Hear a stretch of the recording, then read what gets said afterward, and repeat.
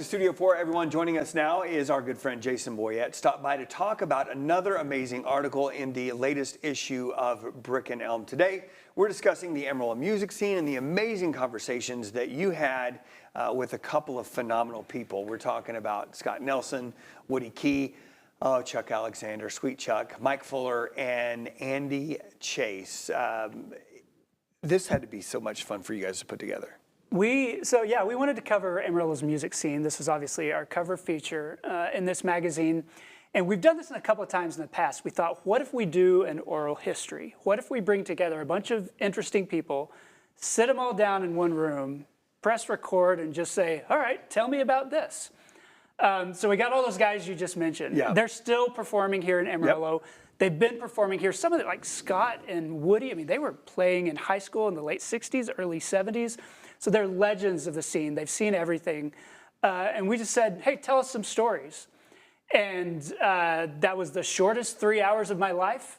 And even after that 3 hours, I had to go back and do some follow-up interviews to make sure that I could get the quotes right and I could tell the stories right. But these guys have seen everything. They've been part of everything. They've been in multiple bands. They've played in venues like the Moon Palace in the 1970s or Sneakers in the late 80s. Mike Fuller played at OHMS, you know, when there was always live music at OHMS. Mm-hmm. Like that was his first concert in Amarillo in the 90s. And so just to get them talking about that history, the people they'd seen, the people they knew, it was so much fun. It's impressive that you could get them all in a room because all the people we just mentioned are incredibly busy. And they play almost every night somewhere, one of these guys is, And with the Amarillo music scene, sometimes they'll pop from band to band sometimes. Be like, I didn't know you were in that one. No, and that conversation happened. You know, Chuck is saying, yeah, at that point I was in Cracked and I was performing for these guys, and Woody was like, I didn't know you were doing that.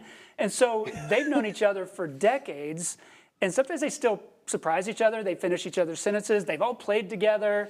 And so it's interesting to get people like that who have this shared history and see the directions a conversation goes. And then it falls on me as the writer to make it make sense for a reader. And it's one of the most challenging things you can do as a written journalist. Well, and how do you cook that down? I think people don't understand that when we conduct interviews and then you're like, well, I may have talked to you for 3 hours, but how do I cook that down? How do I distill that down to something I can put in a magazine? It's hard. And so I'm working from a literal transcript of the conversation.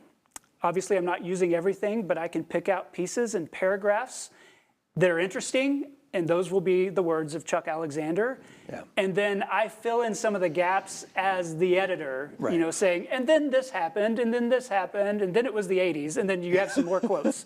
And so it's a very challenging style of writing and reporting. I don't recommend it if you're not super experienced, and I'll only do it like once a year. Yeah. But it ends up being a really compelling reading experience because hopefully you can hear the individual voices of these musicians coming through as they tell those stories. Jason, as always, I appreciate your time. I'm happy to be here. Content segments during Studio 4 were paid for by Carpet Tech Amarillo and Lone Star Liquor.